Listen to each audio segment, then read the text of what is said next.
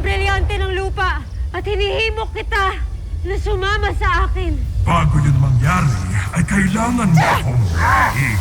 Pakiusap sinaunang Pashneo. Hindi ako naririto upang makipagtunggali sa iyo.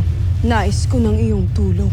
Pasnea, kanino pa kita pinapamastan? Ikaw ang aking gabay? Halal! Hindi ako ang iyong hinahanap. Nais kong makita at makausap ang sinaunang Pashneyang naninirahan dito. Prazark! Ikaw ang matagal ko nang hinahanap, aking anak. Envía sido Gargan del su iyo sangre.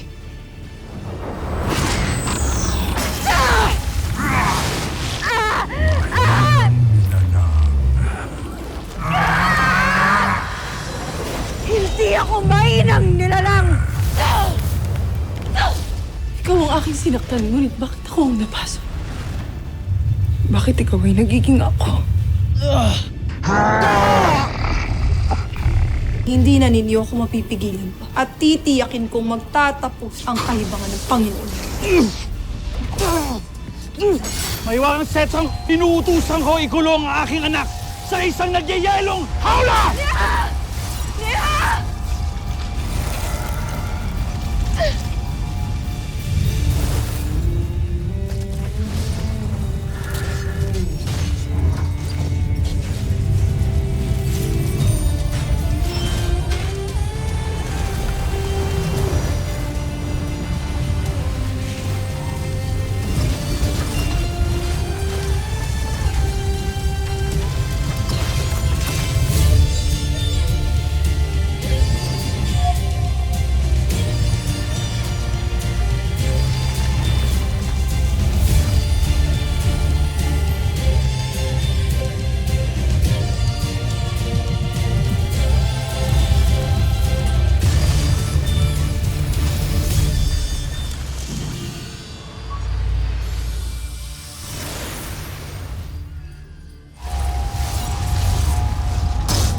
Tila mas mapapayapa ang iyong buhay kung ikay mananatiling nakakulong lang. Ano nga ba ang kasalanan ko? Bakit ako binigyan ng adong katulad mo? Ano nga bang pumipigil sa inyo upang talikuran si Gargan? Anong pumipigil sa inyo upang piliin ang tama? Ang pasya ng Panginoon at lahat ng kanyang sasabihin lamang ang aking wasto para sa akin. Sapagkat kayo ay bulag at sunod-sunuran sa kanyang kadiliman at kapangyarihan. Hindi ba ninyo nakikita ang dinulot ng kasamaan ni Gargan? Hindi ba ninyo nararamdaman ng sakit at bigat ng kanyang kapangyarihan? Tingnan ninyo ang paligid. Hindi mo ba nais magbalik dito sa Miniave? At ano? Mamuhay ng punong-puno ng takot? Sa mga halimaw, mga nilalang na kumakain ng laman? Niha! Hindi na ako babalik sa ganung buhay. Lalo na may punong-puno ng pangamba sa ating lahat! Ngunit payak ang pamumuhay natin noon. At ngayon nawala na si Arsus. At kaya na nating pakiusapan ng mga nilalang na naninirahan dito. Ano pa ba ang ninanais ninyo? May babalik ko na ang dati nating payak na buhay. At kaya ko pang mas gawing mapayapa at masaya yun para sa ating mga Miniave. At kaya kong ibigay sa iyo ang pamumuno. Bilang harong ng Miniave. At handa akong tumulong upang mas mapaunlad pa ang mga kapwa natin Miniave sa ulo. Siyang tunay nga ba, Dea? Kaya mong isakripisyo ang pagiging kera? Kapalit ang pagiging harong ko? Hindi mahalaga sa akin ang ranggo o posisyon. Hindi ko kailangang maging kera. Kahit nabuo lamang ako upang ipagpatuloy ang ating lahi. Tungkulin ninyo pa rin akong alagaan. Panatilihing malusog at malakas. Upang maging malakas ang ating lahi. Upang hindi tayo mabura rito sa Miniave at sa Encantadia. Ngunit bakit naging ganito? Mula sa pagiging ama, ay naging isang halimaw ka na rin na gaya ni Arsus na ating kinatatakutan. Hindi ako halimaw, gaya ng iniisip mo. Sadyang ako'y mautak lamang. Sapagkat gagawin ko lahat gaya ng dati. Gagawin ko ang lahat upang hindi ako mabura sa mundong ito. Gagawin ko ang lahat upang maging mabuting alagad ni Panginoong Gargan. Kasama sa pagsunod, ang kaloob ng setrong ito ni Panginoong Gargan. Ang kapangyarihan na hindi mo magamit ng iyong Invictus.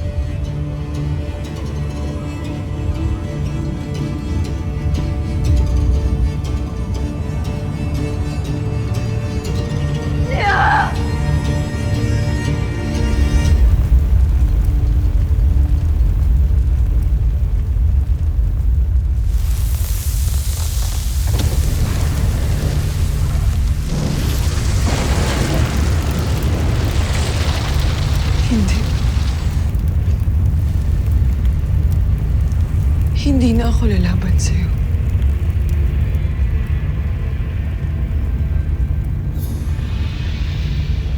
Hindi ko nais na kalabanin ang aking sarili. Sapagkat sa bawat buga ko ng apoy ay ako lamang ang nasasaktan. Iyon ang nais kong iparating sa iyo, Flamara. Na ako at ang aking apoy ay hindi kaaway. Kami lamang ay sumasalamin sa iyong tapang at alab. At ang iyong alab ay maaaring makasakit at makapaminsala.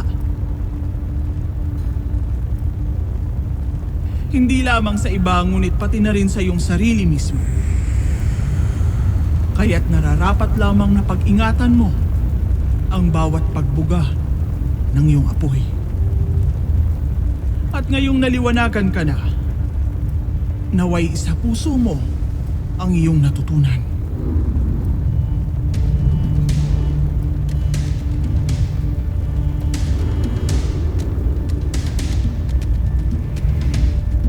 Avisala Eshma, sinaunang Pashnea. Maaari ko bang malaman ang iyong ngalan? Drakesi, isa sa mga sinaunang Pashnea na piniling manirahan sa Balaak. Ngunit bakit dito ka naninirahan? Hindi ba't kasamaan at kadiliman lamang ang namamayani rito? Sapagkat sa kadiliman ay mayroong ding liwanag. Ito na ang katapusan ng iyong pagsubok. Ngayong naipakita mo na sa akin na kaya mo nang magtimpi. At kaya mo nang pamahalaan ang alab sa iyong puso.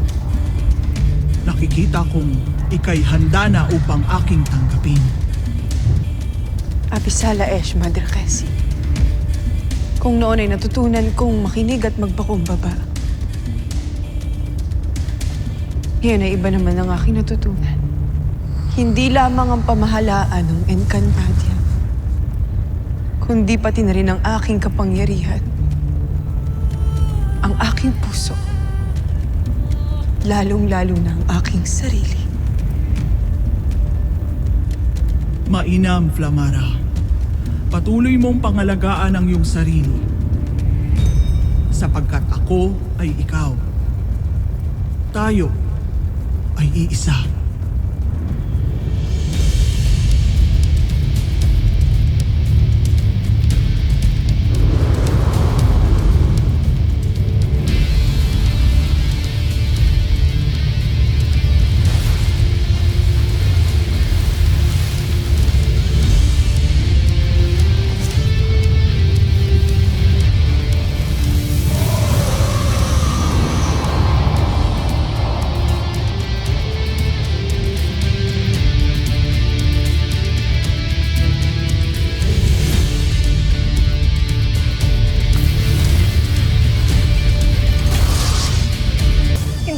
Ikaw ang mayroong Panginoon. Ako man ay may bathalungan at mga gabay na tutulong sa akin.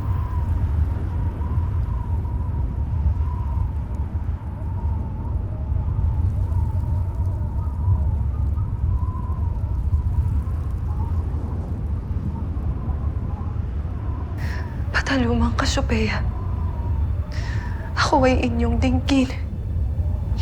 Ako ay nagsusumamo. Maging kay Haraduri Amihan. Iparamdam ang simoy ng hangin na magpapakawala sa akin sa hawlang ito. Upang magawa ko ang aking tungkulin para sa Encantadia. Naririnig ko ang iyong panalangin, Dea. Naririnig ka rin ng lahat ng mabubuting batala. Kaya huwag kang matakot, Sangre. Magtiwala ka sa inyong mabuting kapalaran. Naniniwala ako na hindi ka pababayaan ng kataas-taasan.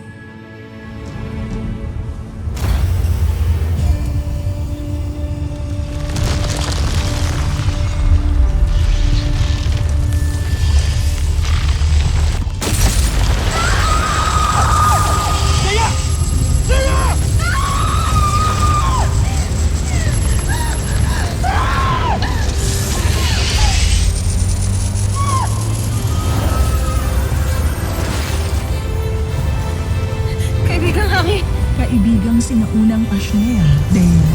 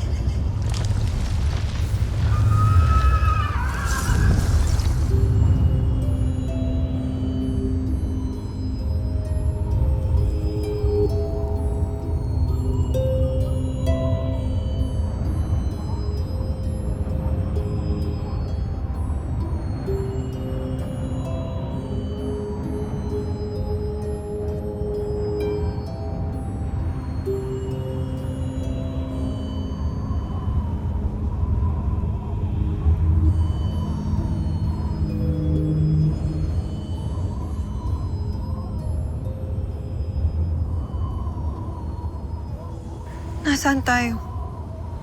Huwag kang mangamba, Dea. Ito ang Sahab. Isang maliit na islang gawa sa ulap.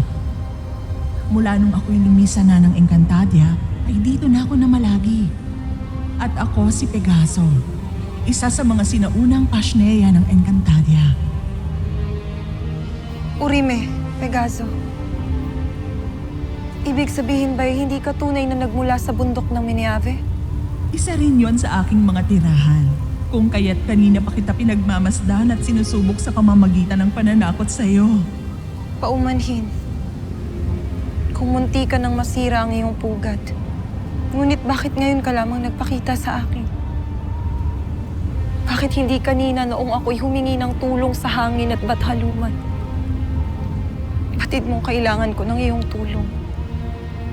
Batid mong kayo na lamang ng mga sinaunang Pashnea ang aming kailangan upang mailigtas ang buong Encantadia. Batid ko. Ngunit kinailangan kong subukin ang tatag ng iyong paniniwala. At hindi nga ako nagkamali.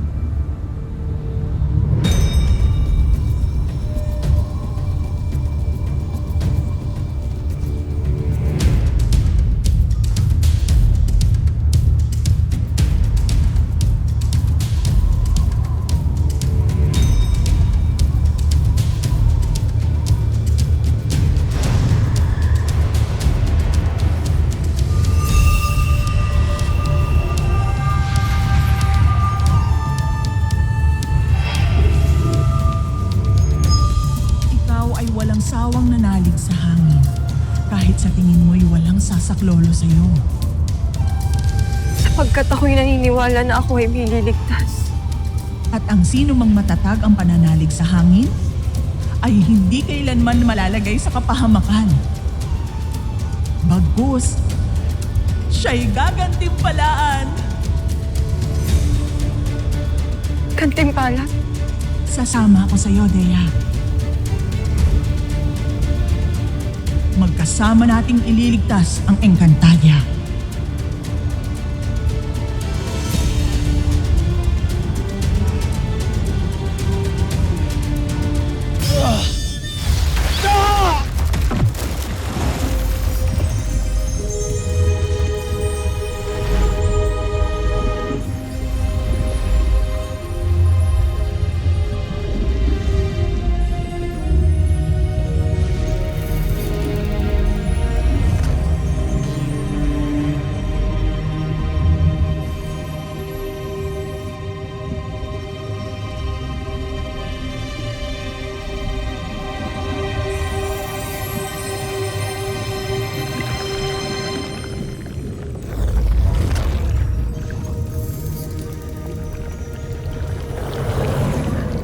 Sino man ang sinaunang pasneya na aking gabay. Tulungan mo ako ngayon din.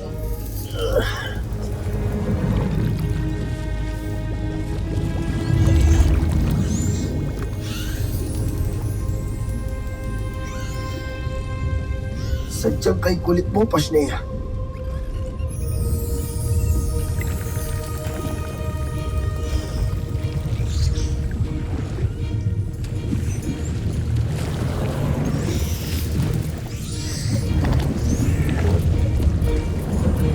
Bakit ba tila nandito ka pa rin sa aking tabi?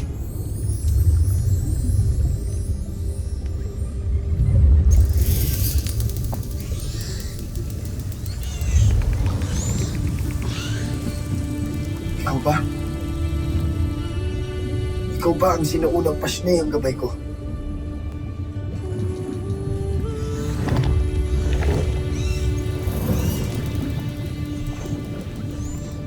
Kaya ba kanina mo pa ako sinasamahan? Kasi ikaw ang aking hinahanap at hindi ko lamang tinititigan o tinatanggap. Audrey, sa umpisa'y naging mapagmataas ako at inakalang ang aking gabay na sinaunang pasnay ay malaki, malakas, at makapangyarihan. Ngunit tunay nga ang paalala ng pagtulungan, Shue. Hindi ipagkakaloob ng dagat ang iyong nais, kundi ipagkakaloob niya ang iyong nais. Kami sa Laesh, mga kaibigan ng balo. Ngayon ay batid ko na ang paghilon at ang tunay na lakas ay hindi pagpupol, hindi pagkakasundo. Hindi dapat labanan ng alon. Kailangan magpati-alon dito hanggang dalhin sa ligtas na bakbak. Hindi rin lakas ng pangangatawan, kundi pakikiramay at pakikiisa sa damdamin ng iba ang aking pinakamabisang sandala. Dahil ang pag-ibig ay gumagalaw na parang tubig. Nakikiangkop, naghihilom, at hindi nahihiman. Muli, tanggapin mo ang aking taus-pusong pasasalamat, Aqualon. Kami sa Leshma. Ngayong natutunan mo na ang mahalagang aral, makakaasa kang magiging tapat ako sa iyo. Gagabayan at tutulungan kita upang matupad ang iyong bugna bilang sangre.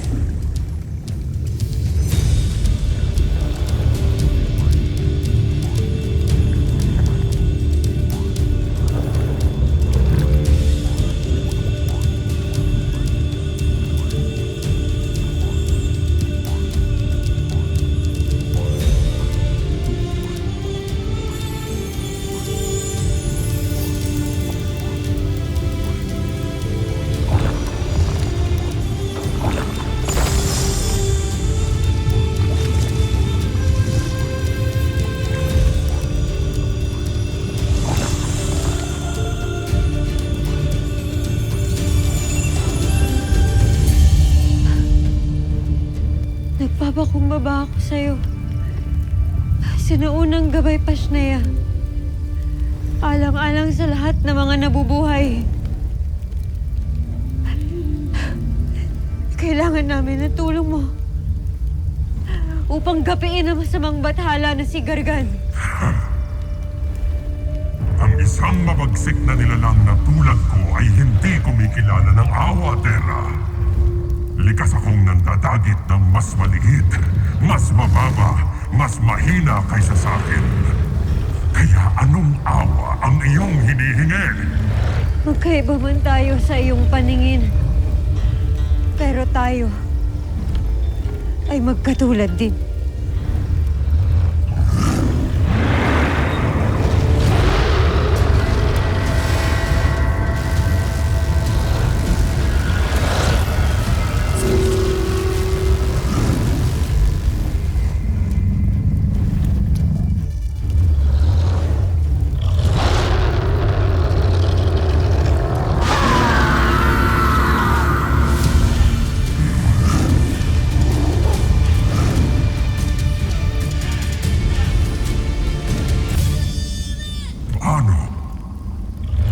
Paano mo ito nagawa?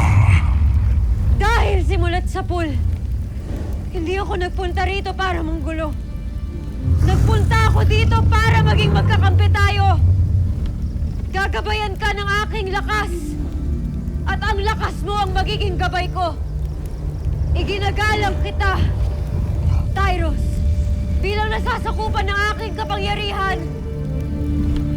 Ngunit ako rin ay nagpapasakop sa iyong hiwaga at kadakilaan.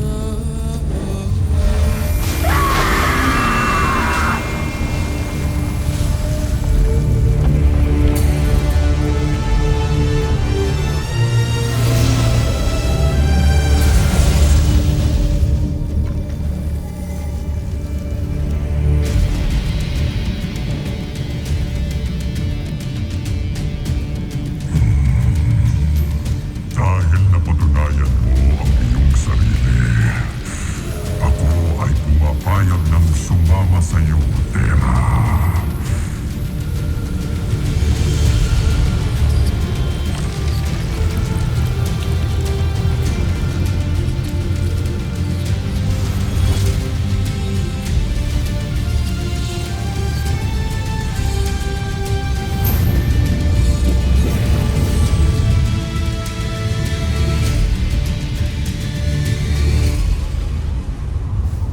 Garvek.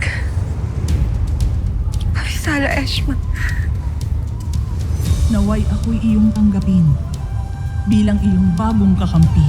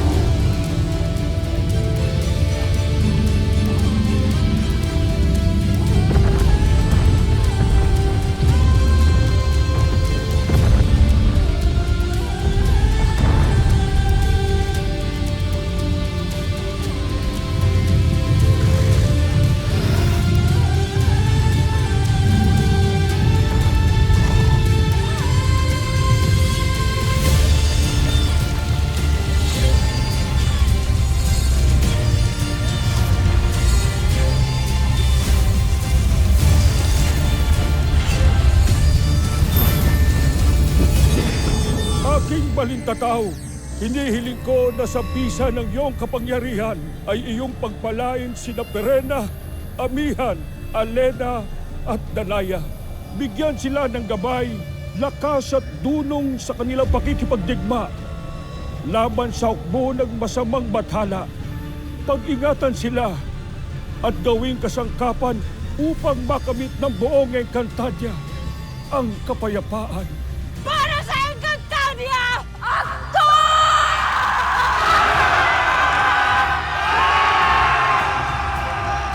Masakin silang lahat!